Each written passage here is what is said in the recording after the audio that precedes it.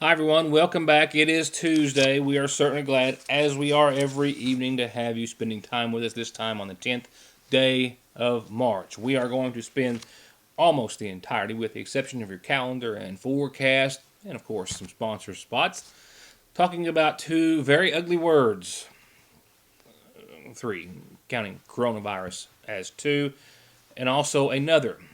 Those will be our two top stories this evening. The latter of which is an interview that I sat down and had the pleasure of doing today with a group of ladies who are looking for some volunteers on a very important level. And this is an organization that's been around for a long time, helping a lot of Magoffin Countyans and those who live in the area. And it can leave you with a very rewarding experience that can change not just your lives, but those that you could help in a variety of different ways. Very small ways to most more significant. I'll have that word for you in that interview in just a few moments. Right now, though, it is the coronavirus that we will begin with on the update that we have, two of which from the governor's office earlier today, which includes the latest tallies in regards to positive cases here in the state of Kentucky, which also included essentially a mandate for nursing facilities, long-term care facilities, such as the one here in Sagersville, which pretty much eliminates almost everyone from coming to visit loved ones except for those dire circumstances. I'll have also as well a statement from Sagersville Nursing and Rehabilitation's Administrator, Josh Calhoun, in just a few seconds, and a lot of other information. Let's begin with the governor, who via a press conference, the first press conference of the day, gave an update to everyone across the Commonwealth, saying that the information that, of course, that is coming into them and they are trying to get out is always quickly changing. He is assuring everyone that the numbers will continue to grow, but also that we should remain calm, continue to practice good hygiene, and those simple things that we all need to be doing. He says we are expecting to see more cases, and that the state of Kentucky as a whole is prepared to see more cases of the coronavirus, with two more cases confirmed late last night. A total of 6 people now in the Commonwealth have been confirmed, all of which are in isolation. It breaks down to now 3 individuals out of Harrison County, a 27-year-old female, a 67-year-old female, and a 68-year-old male, that the governor confirmed were all linked to each other in an unknown way. He did not elaborate. 2 people from Fayette County, 42-year-old male and a 46-year-old male, and a 69-year-old man from Jefferson County, made up the 6th as of this morning's press conference. The governor again pleading with everyone to practice good hygiene, reminding us that he had declared a state of emergency to access all resources available to the government. He says they have made changes to Medicaid to help with copays and other costs. He referred everyone to their website, kycovid19.ky.gov, and also issued the hotline for the coronavirus here in Kentucky at 800-722-5725, with much of this morning's press conference giving emphasis to our seniors and those with compromised immune systems in regards to travel, whether it be by airplane, cruise ship, or going to see your loved one in a nursing or long-term facility. We've published CDC guidance, especially the guidance that warns people over 60 to avoid crowds. We further advised, especially our seniors and those suffering from heart, lung, or kidney disease, avoid crowds. I'm going to go ahead and say don't fly. And whatever you do, do not get on a cruise ship. The number one expert in the country is saying that in every interview. He is saying that in all of the national calls that we are a part of. We have advised and recommended that nursing homes and long-term care facilities restrict visitors and adopt policies to protect those individuals. As we have seen in Seattle, where this virus truly causes massive harm, is in facilities with our seniors, especially fragile seniors. And we're going to recommend some stronger guidance today on that. And I understand that there are Kentuckians out there who worry that they might not be able to see their loved one. I get that. But right now, we are making sure that we are protecting the life, health, and safety of individuals in that facility. So we may reach a point where it is very difficult to see a loved one in those facilities, and I understand the individual emotions and pain that may come along with that, but we are doing everything we can to protect that loved one. And I hope people will stop and think, given that they could have this and not be showing symptoms, what it would mean if they were the individual because of wanting that visit that spread the coronavirus throughout one of these facilities. Going back to what was an official mandate in regards to being able to visit your loved ones in nursing facilities, long-term care facilities, the Sagersville Nursing and Rehabilitation Center quickly taking heed to those instructions by the governor, with Administrator Josh Calhoun issuing the following statement. I spoke with Mr. Calhoun earlier today via the telephone. He is calling his superiors in New York to be able to give us some more information, possibly with an interview as soon as tomorrow or thereafter.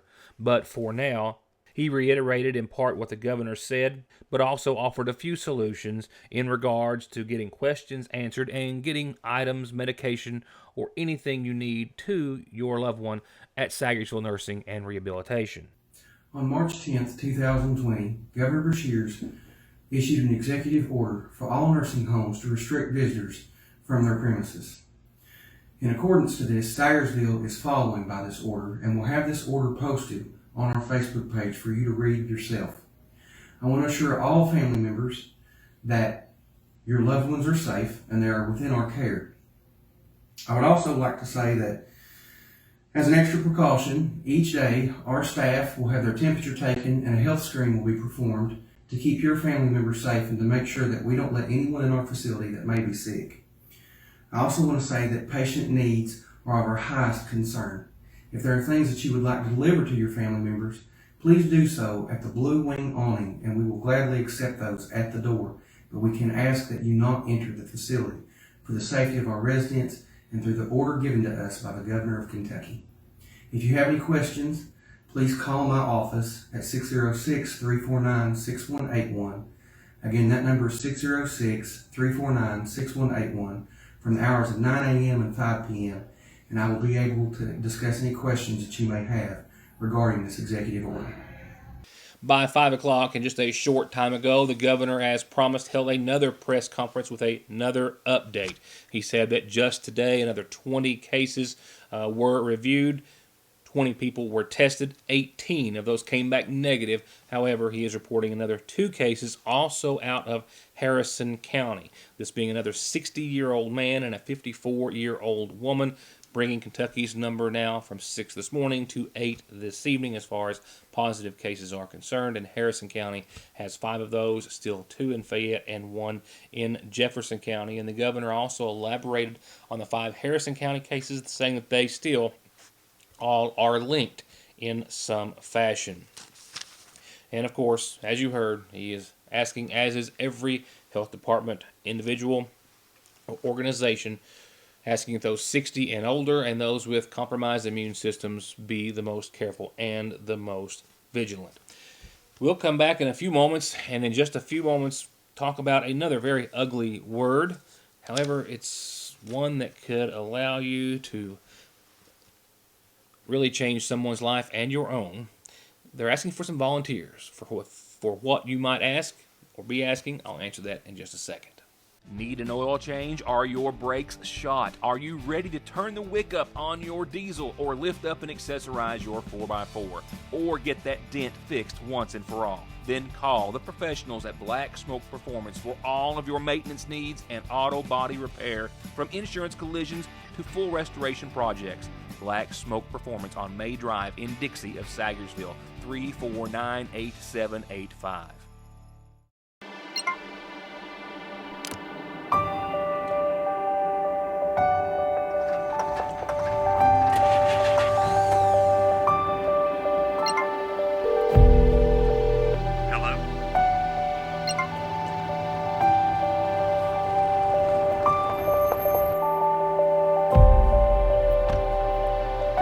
The coverage you need when you need it most. We are you. We are Appalachian Wireless. Creekside Stitching and Feed is the place to go for all of your custom embroidery needs. Shirts, caps, jackets, and more.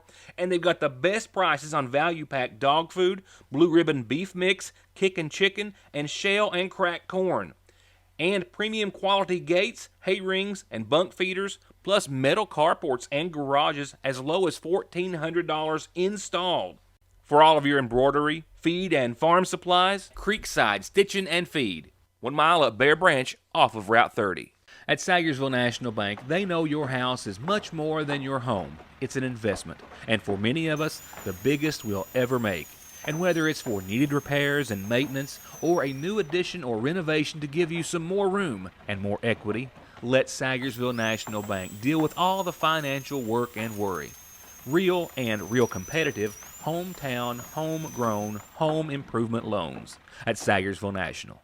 Hey everybody, you've got to check out our pet of the week. This is Reuben. He is as cool as he is handsome. Reuben is an indoor cat that used to live in a home with 3 other kitties. He weighs about 7-8 pounds and he's about a year, maybe 2 years of age. And if you would like to rescue this sweet boy or give him a forever home, please visit the Johnson County Animal Shelter or call 606-789-7387. Our Pet of the Week, sponsored by Dr. Tom Abel of Able Eyes in Lexington and at ableeyes.com. At work, we do a lot of live shows with crowds. I used to sit up there and not really know who was looking at me. I was finally tired of contacts and glasses, tired of paying for contacts, and I just decided I need to get these eyes fixed. Able Eyes was great. If someone asked me if they should get LASIK, I would absolutely recommend it. At first, like many people, I'm hesitant, but after going to Able Eyes and they walk me through it, I know that it's a quick and painless process, and I recommend going to Able Eyes. They were the best. Right now, you can take advantage of their lowest prices of the year at $1,800 per eye. Don't drive or let your family drive in this or this before doing this. Stopping at Conley Tire in Staffordsville for brakes, oil, alignment, and of course, tires. Thousands of tires in stock every day to fit anything with 6 months no interest financing and over 33 years of quality service with a smile. Conley Tire in Staffordsville.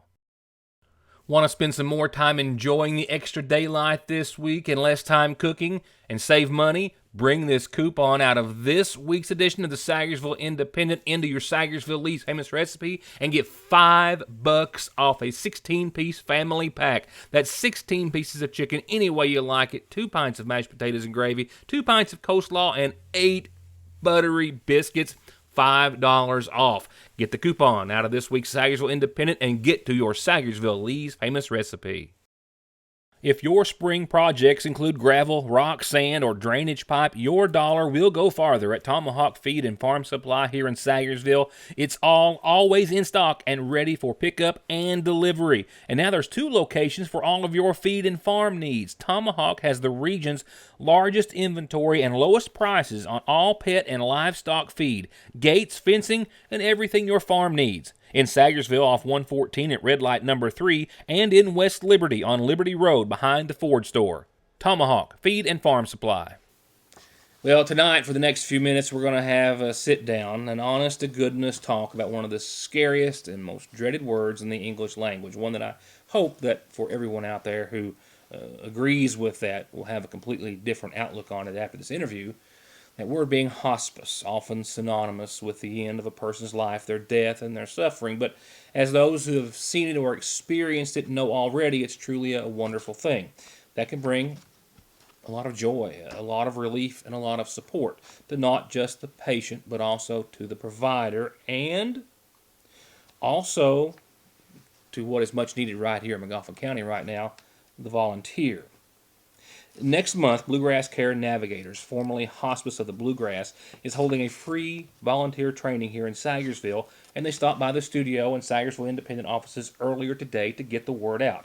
Left to right on your screen are all local ladies with the organization: Latasha Crace, registered nurse; Beth Fannin, social worker; Allison Lovely Casebolt, who is their community engagement coordinator. I've been fortunate to have on the program over many, many years in various capacities, and Lorna Isaac, also registered nurse.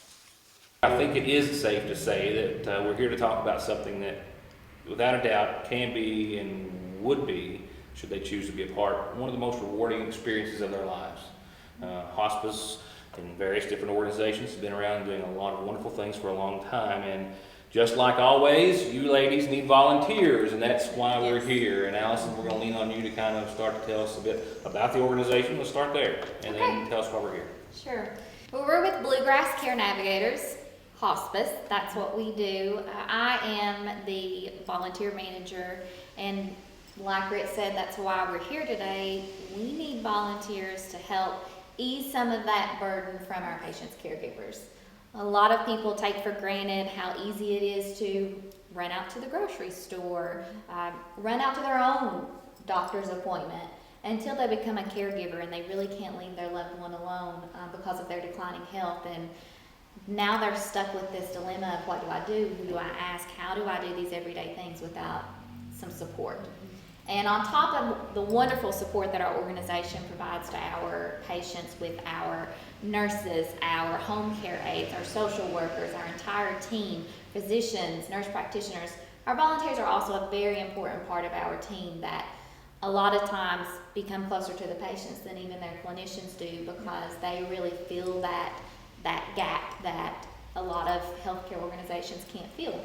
You know, we've had a lot of volunteers do things like mow the grass for patients that are no longer able to get out in the heat and mow their grass.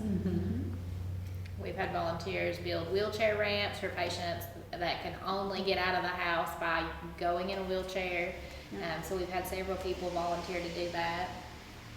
There's a lot of things that they can do for us outside of the typical, what we call a respite care volunteer that would go into a patient's home and sit with them while their caregiver or loved one needs to run an errand. They can provide companionship visits. Maybe the patient's fine to be home alone, but where they don't get out, they don't get that social interaction anymore, and they just need some company.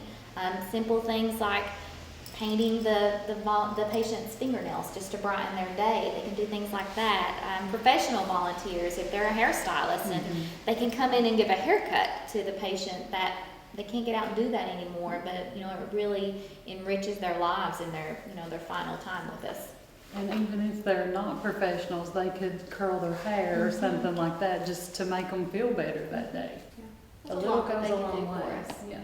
How many patients do you average a month here in McGoffin County? And I don't know what, I know you can't speak of much, but maybe like an age range or something on average. We usually have at least 10 to 15 people almost all the time. And the age range can be from very young, 20 years old, sometimes younger than that, but and then they go all the way up to 99 and 100. I'm sure that anyone that wanted to volunteer with us, they would find someone or a way to volunteer with us that, like you said, it enriches not only the patients and the caregiver and family lives, but the volunteers' lives as well. And it's also not always about the patient. I know that's usually the route that we go down, but sometimes the caregivers need somebody to talk to, or the kids just need a little relief if somebody could just go in and play with them while the caregiver's taking care of the patient. There's so many things that they can do. A lot of people, I think, do not have a problem with the most grim of circumstances when someone is coming to their life's end. But that's not what this is really about either, I don't think. This is not, that wouldn't be the time that necessarily the volunteers that you're asking for would be asked to come and serve. Not necessarily. We do have a special type of volunteer with us that are called 11th hour volunteers, and that is what they do, is they are with the patient that maybe doesn't have close family members while they are in their 11th hour with us. But again, that does take a little more training on our part, that we don't send a volunteer into that type of situation just on their own. But we're talking about the people that still need the companionship, that can, still speak with you. Just those everyday things that a lot of time, like I said, we take for granted that you don't realize you need help with until you become a caregiver for someone. So the training is coming up. Tell me about it. When is it, and what is it going to entail? We have a training here in McGoffin County on Thursday, April 2nd. It'll be at the McGoffin County Public Library at noon. To RSVP to that event, you can shoot me a quick email at acasebolt@bgcarenav.org. You can text me and give me a call at 606-438-6046. But that training, there's no obligation. If someone thinks, maybe I can do this, I might be interested, but I'm not sure, go ahead and come out to our training that's coming up. You'll get all of the details, all of the training, everything that's necessary, and you can decide at that point whether you want to go forward with becoming a volunteer with us. Because on top of the training, we also ask our volunteers, they'll have to fill out an application. We do background checks on our volunteers. We ask that they receive a TB skin test, and during flu season, we ask that volunteers that come in direct contact with patients get a flu shot as well. And all of these things are just so that our patients, their caregivers feel very comfortable with the people that are coming into their home. They know that these volunteers are thoroughly vetted and they're qualified to do what they're doing for the patients. I know that all four of you ladies left other jobs to come to work for hospice 2, 3 years, 1 or 2 of you coming up on a year. So any of you have a personal or other experience with hospice that kind of led you to do that? I'll share my story. My name's Beth. I am the social worker here in McLaughlin County.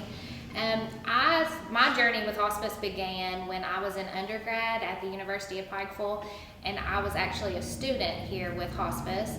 I fell in love with everything that the agency has to offer. I loved getting to meet the patients and their families. There was just something so rewarding about being in a patient's home and being there and being part of the end of their life. I just felt like it was very rewarding, and I learned so much from those patients and their families. And actually, my grandmother was on services, I guess, a little over a year ago. I talked to my family, and my family was terrified when I brought up the word hospice. But now that she's passed, my family will tell you it was by far the best decision that they ever made, because the team that came into her home and provided care for her was just part of our family. They provided the best care, and the only regret that my family has is not calling hospice sooner. So I know that you explained to me a whole lot of reasons that hospice is so important, and obviously so are the volunteers. What are some of those? Well, not only do our volunteers help relieve some of the burdens that our caregivers are carrying, being with their patient, they provide just extra joy to the patient at their final time. It's also really important because a lot of people don't realize that volunteer hours with a hospice organization is mandated under Medicare.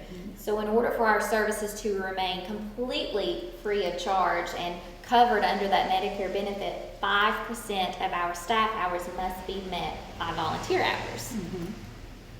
And I asked you before, and I'll ask you again, how close do you get to that 5%? Oh, we flirt with it all the time. We flirt with that 5% Medicare match number a lot. And that's one of the reasons that we're here today, and we're just asking for you to volunteer with us. You may think, I don't know if I'm ready to be in a patient's home sitting with them. That's okay. There's other things that we can find for you to do to volunteer with us. If you think at all that you could help us out in some way, get in touch with me, and we'll make sure that you can volunteer with us and really enrich our patients and their families' lives. And hospice isn't just end-of-life care. I know that's what everybody thinks of, and when you say the word hospice, it scares people to death. But when I started working for this company, I had no idea what all hospice had to offer, and a family member of mine was sick. So I mentioned hospice to him, and he turned white. Wouldn't talk about it. I was telling him about the services and all the things that we can offer, and one of those things is to relieve some of the financial burden. We pay for medicines, we pay for equipment, things like that. About a week later, he went to the pharmacy, and one medicine cost him $90. He called me that afternoon and said, "Did you say hospice would pay for some medicine?" And he's been a patient ever since, and that's been over 2 years now. Yeah. Just like hospice care, which is always completely free to the patient and the family, so is this one-time training, which is all you need to become a volunteer for Bluegrass Care Navigators Hospice. That free training is Thursday, April the 2nd at noon at the McLaughlin County Public Library. If you're interested at all, please RSVP. You can do so by contacting Allison at acasebolt@bgcarenav.org or give her a call at 606-438-6064. And if perhaps this training is not at the right time for you, you can apply online at any time. Magoffin County Heating, Cooling, and Refrigeration with professional, licensed, and certified commercial and residential service technicians that can maintain and repair all manufacturers with new and old installation and financing available. Serving Magoffin, Morgan, Lawrence, Martin, Johnson, Floyd, and Breathitt counties. Magoffin County Heating, Cooling, and Refrigeration, 349-1058 or 225-6779. With decades of experience and happy customers all over Kentucky, All Pro Gutter Works and Construction is now proud to offer long-term and 0% financing on their home improvements and home construction. That's new windows and floors, new bathrooms and kitchens, new roofs, siding, decks and porches, new turnkey homes and offices, and of course, continuous guttering in 21 colors. Locally, family owned and operated, and waiting on your next project and phone call. All Pro Gutter Works. Has spring ever arrived at the seasonal shop? If you're tired of those gray, rainy days, you need to come in because the shop is filled wall to wall with spring arrivals. The new Charlie Page spring line is filled with beautiful colors, prints, and styles for everyone. They've got accessories for every occasion, new jewelry, bags, and shoes. And spring is the perfect time for some redecorating or adding a few new accessories to your home. And their home decor is some of the most beautiful they've ever had.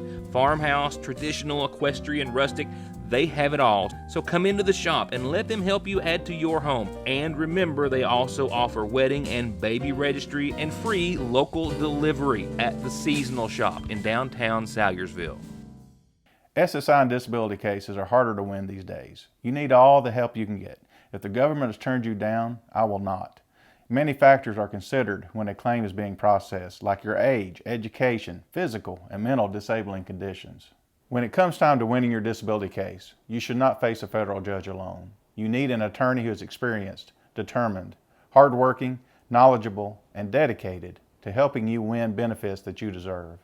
If you need help with your SSI or disability case, call me, Donald Wayne McFarland, and let me go to work for you.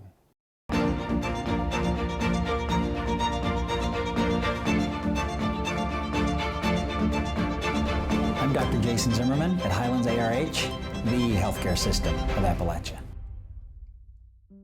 It can be one of the hardest parts of being a parent. You can beg them, bribe them, hold them down and try to force them, and sometimes you still can't get them to take their medicine.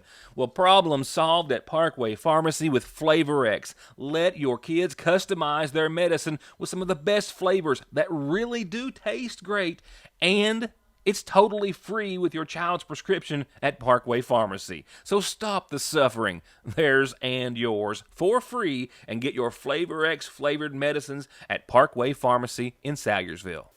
That's it. I know I'm well out of time. Real quickly, your Licking Valley RECC forecast, which has rain in it every day. With that said, here's how it all pans out for the next 7 days actually, in our Licking Valley outlook. Tonight, 46 for your low, cloudy skies, showers. Yep, they're still out there in a very light capacity, and a 30% chance of those lingering up until about 10 o'clock or so with a calm wind. For your Wednesday, those showers will stick around tomorrow or return to the tune of about a 20% chance. That's all. That's after 1 o'clock in the afternoon. Otherwise, we're going to see mostly cloudy skies as showers return possibly lightly in the afternoon. Daytime highs tomorrow back into the 60s, 61.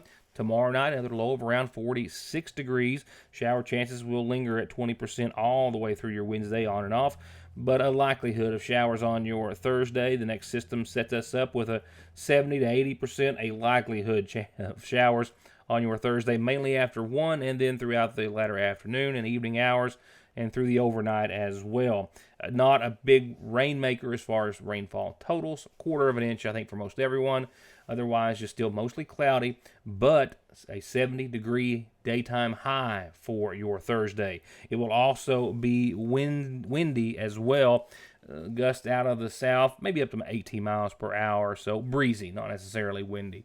And then that warm air filters out of here by Friday. We'll go from 70 Thursday to 58 Friday, mostly cloudy, a 60% chance of showers continuing. Into your Saturday, still showers in the forecast. Partly sunny for a little of the afternoon Saturday. 51, definitely cooler still, and a 50% chance of showers, but shower chances crank back up Saturday night, and they hang around for your Sunday. Mid-50s again, and a 50% threat. 60s, low 60s Monday, and a 40% chance of showers. Upper 60s Tuesday, and still a 50% chance of showers. So, yes, that is a chance of showers each and every day across your forecast. That's going to wrap it up for tonight. Thank you for watching. We'll see you back here tomorrow.